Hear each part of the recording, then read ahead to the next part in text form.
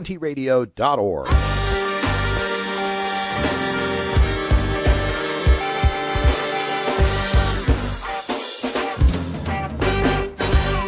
Activism begins with ACT. The Russ Belville Show features the stories of hardworking grassroots activists working for an end to prohibition in today's activist agenda.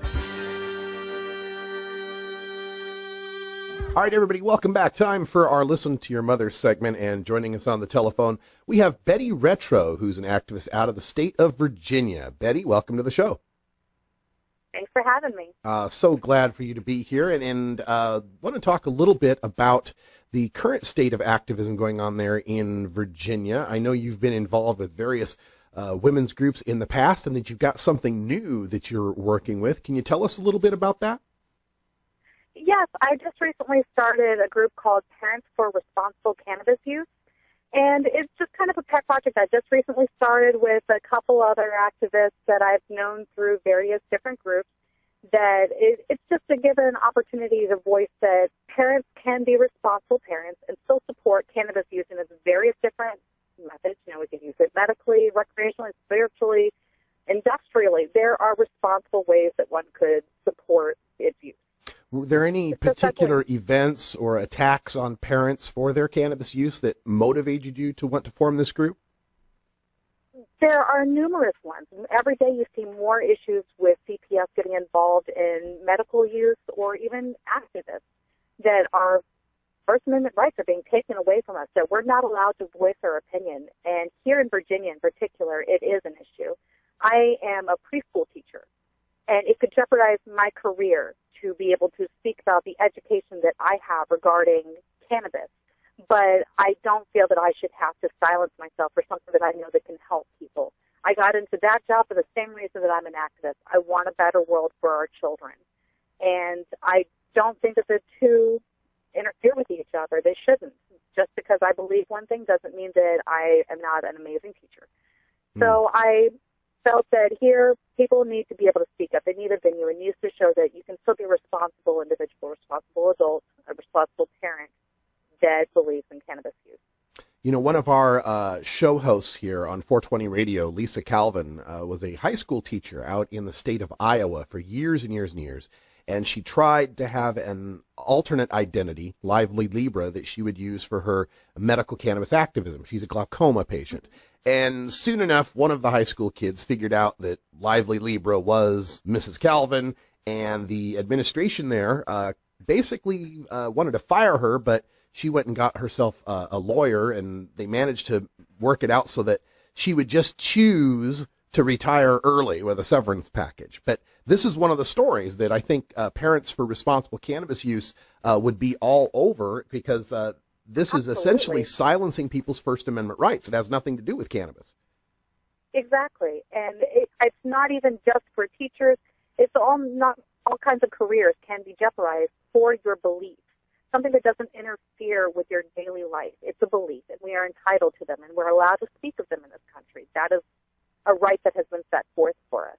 I find that in Northern Virginia in particular, most of the people in this area are employed by the government. Lots of government contractors and local government projects, policies that they're involved in for their career, that they're afraid that they will lose their job if they express that they have an opinion. And so they're afraid to even get out and vote on these issues, let alone show up at an event or put their name on a petition. Because in this area, the cost of living is driven so high that if you don't have one of these jobs, it's very difficult to get by. And so there's this financial divide, and it is making people cower in fear to stand up for something that they otherwise know to be right, something that they believe in. And I feel that that pressure is just unacceptable. So it's a difficult area here for somebody to stand up in, but it still needs to be done. Yeah, and it seems to me as if this issue, trying to educate people about cannabis and the need to end its prohibition, in some ways may be more difficult to stand up for other issues like, say, just to take some controversial issues like same-sex marriage or abortion rights or civil rights.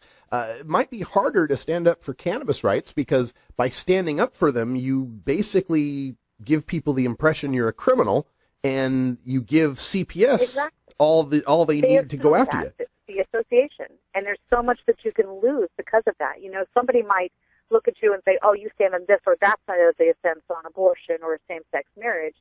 But people still actively go out and stand up for it because they're not about to lose their careers for it.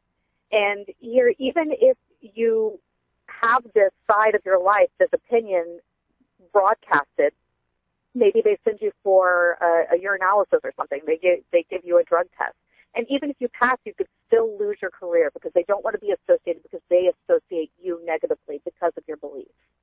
And it's simply not fair that somebody could do a fantastic job in their respective career, but because of something that they believe can make the world a better place, their entire future is jeopardized. It's absolutely un-American. It's not the things that we're supposed to stand for in this country. And so I'm not one to bite my tongue. I understand the feeling. In fact, I'm on this radio show right now because of, like you mentioned, drug testing, which I guess would be another angle for parents for responsible cannabis use to talk about because, I had a IT career. I got the job offer of a lifetime, but because of a drug test, that was taken away from me. And now I'm here. Not that I regret being here or hate what I do. I mean, I love the job I have and I wouldn't do anything else, but still that drug test completely changed the trajectory of my life. Absolutely. That is a subject that we have been talking about recently. Something that we hope to move forward as one of our points of conversation is, in particular, drug testing for office jobs. There is absolutely no right or reason to drug test for an office job, especially in medical states, which is nearly half of our country now. And this is something I think we need to address because let's just say, for example, somebody has cancer and they're taking an RSO treatment to treat their cancer, and a job comes in and decides to give them a urinalysis, and they're subject to losing their career or facing cancer without the medicine that they know that works. It's a HIPAA violation. It's exposing their medical needs. For what purpose? It doesn't impact their ability to do their job in an office setting.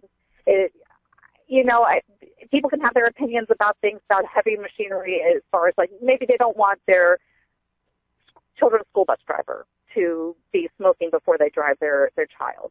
But for somebody who's sitting in an office and doing routine work that they are licensed and qualified to do, there is zero reason that the patients cannot have access to this, that a responsible adult user cannot have access to this. If it doesn't impede upon the performance, it's discrimination, and it's keeping the supporters in a lower income bracket.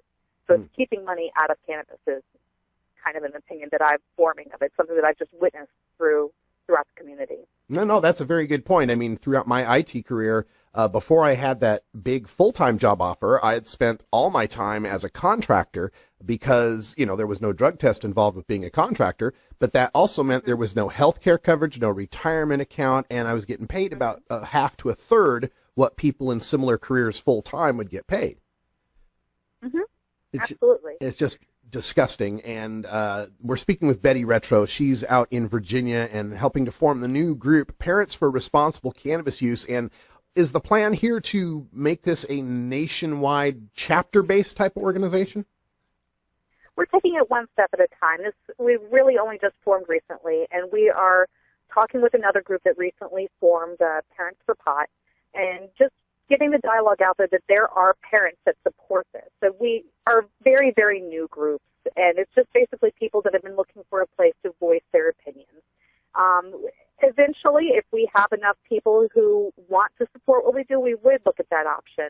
But we're going to proceed very cautiously and by the book. So we're taking it one step at a time.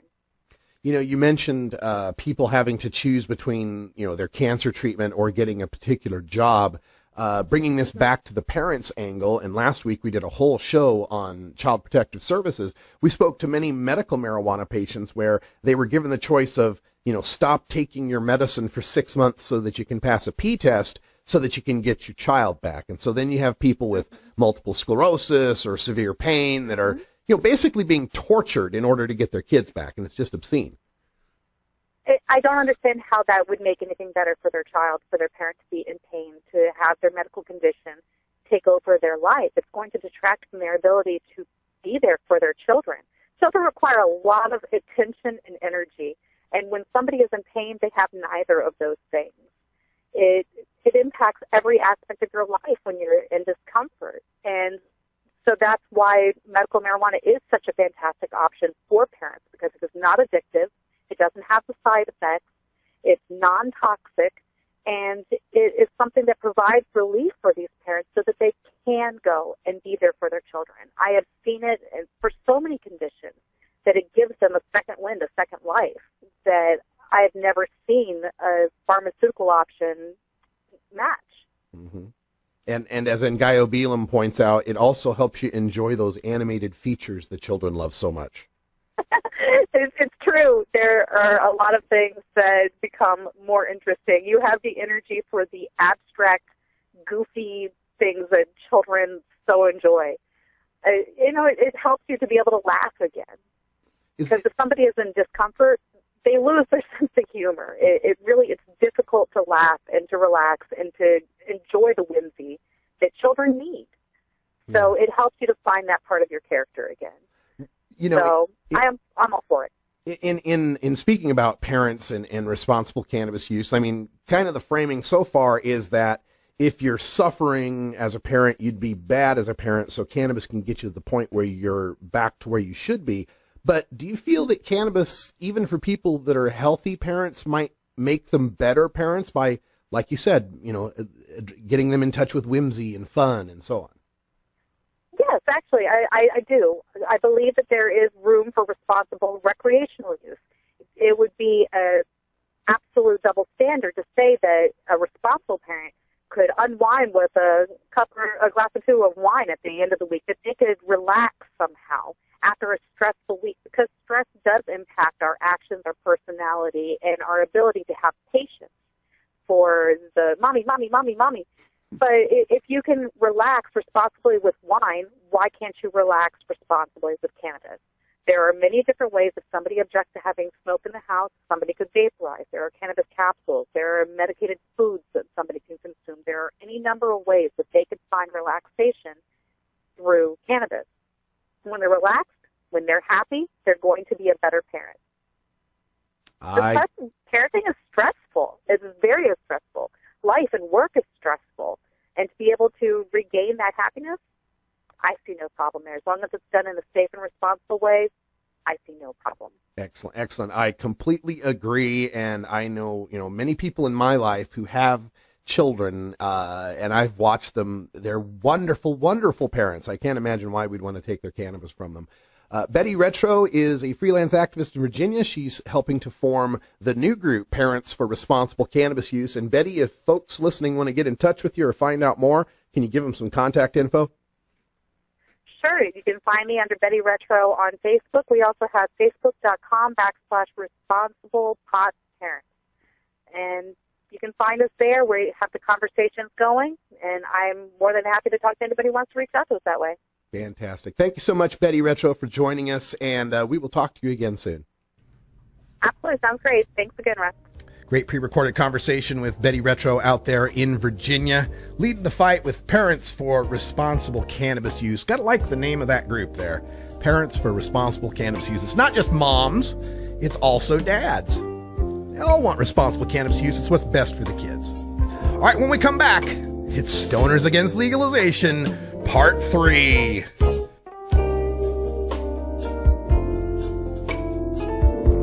We'll be right back after these messages from our 420 friendly sponsors. Support these advertisers because their ad money goes straight to the Russ Belville Show.